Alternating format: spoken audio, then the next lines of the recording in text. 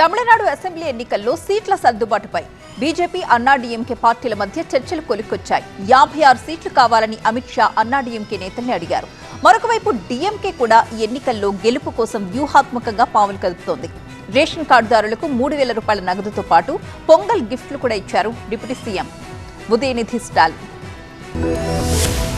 Tamil Nadu assembly ఎన్నికల్లో పొత్తులు ఊపందుకున్నాయి. సీట్ల సర్దుబాటుపై అన్నాడీఎంకే బీజేపీ మధ్య అవగాహన కుదిరినట్టుగా ప్రచారం జరుగుతోంది. బీజేపీ అగ్రనేత అమిత్ షా, అన్నాడీఎంకే కీలక నేత పళనిస్వామి సీట్ల విషయంలో ఒక నిర్ణయానికి వచ్చినట్టుగా తెలుస్తోంది. అసెంబ్లీకి పోటీ చేయబోయే సీట్లు, మంత్రి పదవుల విషయంలో అమిత్ షా ఆచితూచి అడుగులేస్తున్నారు. మొత్తం 234 అసెంబ్లీ సీట్లలో 56 సీట్లు కావాలని అమిత్ షా పళనిస్వామిని అడిగారు.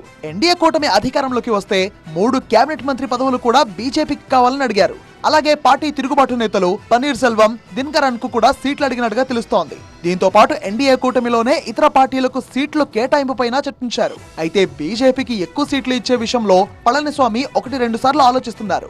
కొంతమంది అన్నాడీఎంకే నేతలు బీజేపీతో పొత్తును వ్యతిరేకిస్తున్నారు.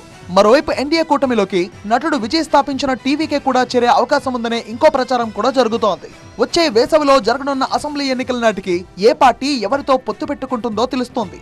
அண்ணா திமுக தான் ஆட்சி அமைக்குன்னு சொல்லியாச்சுல்ல, அப்புறம் அவரோட தான் காங்கிரஸோடு சேர்ந்துருக்காரு.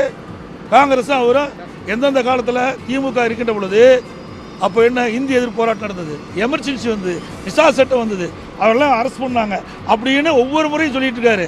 அது மட்டும் இல்லை, கலைஞருடைய பிறந்தநாள் வருகின்ற நூற்றாண்டு உள்ள வருகின்ற பொழுது ஒரு கண்காட்சி நடத்துகின்ற பொழுது திரு ஸ்டாலின் அவர்கள் விசா சட்டத்தில் சிறை இருக்கிற மாதிரி காட்டினாங்க. அப்படிப்பட்ட கட்சியில் தான் போய் கூட்டணி அமைச்சிருக்கிறாங்க.